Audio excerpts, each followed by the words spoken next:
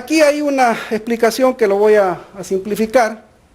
Dice lo que ya hemos visto aquí, o sea, se puede construir una casa desde 3.094 hasta 12.632, pero si a eso le agregamos los 3.500 dólares del bono del Estado, esa casa podría ser desde 6.594 hasta 16.132. El porcentaje de la población total de Guayaquil que tiene ingresos promedio de 279 dólares mensuales, y hablamos de familia de 279 dólares mensuales, es el 27% de la población. Es decir, podemos solucionar el 27% de los problemas habitacionales de la ciudad con este sistema.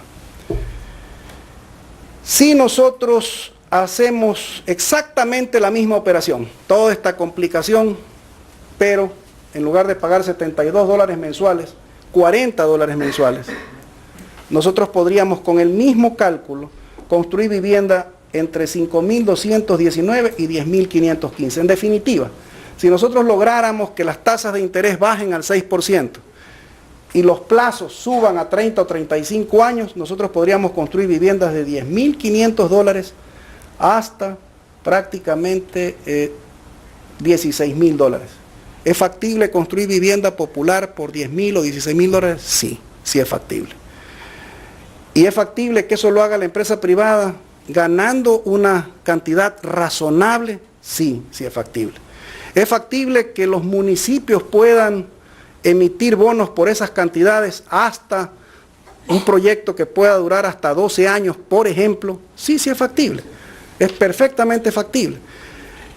Si el gobierno central está destinando en subsidios casi 3.000 millones de dólares al año, para este proyecto no se necesita ni siquiera la mitad.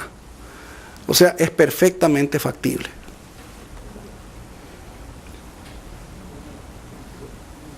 Y finalmente una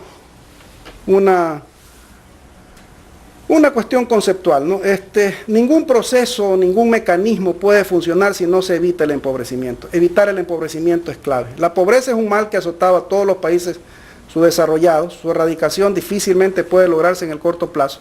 Lo que sí es posible y debe constituir un objetivo nacional inmediato es evitar el empobrecimiento. Del año 2000 al año 2007, quiero decirles, no solamente que se ha evitado el empobrecimiento, es que la cantidad de pobres porcentualmente se ha reducido sustancialmente. La pobreza ha bajado en el país casi un 10% entre el 2000 y el 2007. Única manera de garantizar el patrimonio inmobiliario de los ecuatorianos sin necesidad de hipotecar el futuro de las próximas generaciones. Es obvio que si no resolvemos el problema de la vivienda, nuestros hijos y nuestros nietos van a pagar la cuenta. En definitiva, esta es una propuesta que me parece interesante, creo que vale la pena analizarla por parte de una institución como la Universidad de Espíritu Santo. Es un documento que lo voy a entregar y que creo que con el Departamento de Estadísticas que sí existe aquí en la universidad, podría perfeccionárselo, podría analizárselo, y creo que puede ser una propuesta interesante para el gobierno. Así que muchas gracias. No sé si tengan alguna pregunta.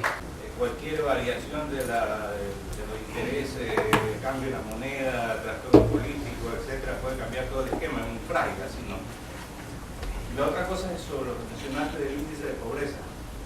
Que quizás la cifra aparente de la reducción de la pobreza no tiene algo que ver con la migración también. Al haber menos personas en el país, el Producto Interno Bruto se maneja con índices diferentes. Las estadísticas así generales dan la impresión de que pasa eso, pero hay que analizar un poquito más profundo el tema, ¿no?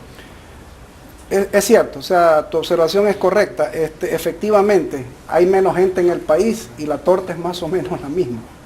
Entonces, obviamente, daría la impresión de que es así. Pero,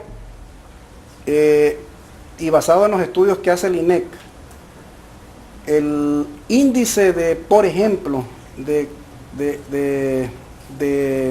mortandad infantil, que es clave.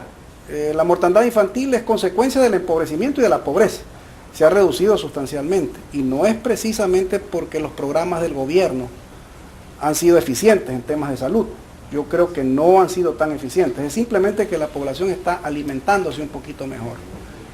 Así también el tema, por ejemplo, de la adquisición de bicicletas. Si uno va a las tablas del INEC, uno encuentra que la cantidad de bicicletas que ha adquirido la población pobre del país es casi el triple de lo que era en el... ¿Ah? Eso te iba a decir, las motos es 10-1 lo que existía hasta el año 1998. Entonces sí hay para los estratos más pobres de la población, sí creo que hay un mejoramiento interesante de los niveles de... O sea, se ha superado en la realidad este tema. Y hay un ejemplo que yo siempre doy. Un ejemplo en contra de los promotores inmobiliarios. Cuando se hablaba de vivienda en el año 92, 94, producto de estos cuadros, nosotros los promotores vendíamos vivienda en dólares, pero pagábamos salarios en sucres. ¿Y qué ocurría? Una vivienda, por ejemplo, que nos costaba $10,000 construirla, al final de la construcción decíamos, ¿por qué es que me costó, en vez de 10,000, me costó 9,500? Si uno analizaba detenidamente dónde estaba el ahorro, no es que somos unos genios y construimos más barato, sino que el salario del trabajador se deterioraba a tal punto que esos $500, dólares en dólares, era pérdida del salario en relación al dólar. Entonces el trabajador recibía menos dinero real y el promotor, que se supone que es el hombre rico, recibía más dinero. Entonces la moneda castigaba al pobre en beneficio del rico. Yo por eso, y me disculpan, pero yo no entiendo cuál es la razón, al menos en el tema inmobiliario, de regresar al sucre. Eso no lo capto. Otra acotación ahí, profesor. Dime. Perdón. Las empresas constructoras son un problema para los arquitectos, ¿sí o no? Para los arquitectos que no son empresas constructoras. Yo no lo veo así. Porque una empresa constructora contrata a un arquitecto para hacer 200 casas, 3 productos tipo, y los 197 casas se quedaron sin posibilidad de ser diseñadas por un arquitecto, ¿no? Bueno, depende de cómo se defiendan los arquitectos. O sea, el arquitecto tiene que empezar a superar ese problema. O sea, eso es insertarse, y esa es la parte un poco dramática, si podríamos ponerle esa expresión, de una economía de mercado. Es decir, el arquitecto tiene que insertarse en el mercado. Y eso significa que tiene que superarse, que tiene que entrar a entender ciertos esquemas que le van a permitir generar más proyectos y tener más trabajo y ganar más dinero. Que la banca privada no ha promovido este tipo de iniciativas. Yo creo que la banca privada ha ganado tanto dinero que no ha necesitado ingeniarse la forma para poder generar recursos de una manera más imaginativa, más científica, más técnica.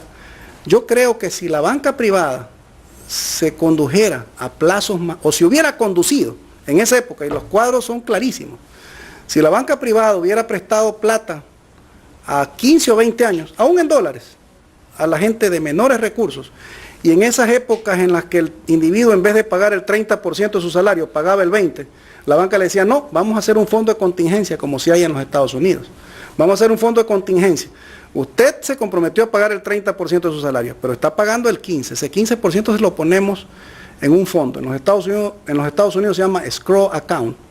Entonces uno va entregando dinero cuando tiene excedentes, y esos excedentes sirven para poder pagar el dinero del dividendo cuando los dividendos están por encima del 30% de su capacidad de pago. Entonces, la banca sí hubiera podido cobrar sus deudas si es que prestaba dinero a 15, 20 o 25 años. Lo hubiera cobrado, y lo hubiera cobrado con suma facilidad.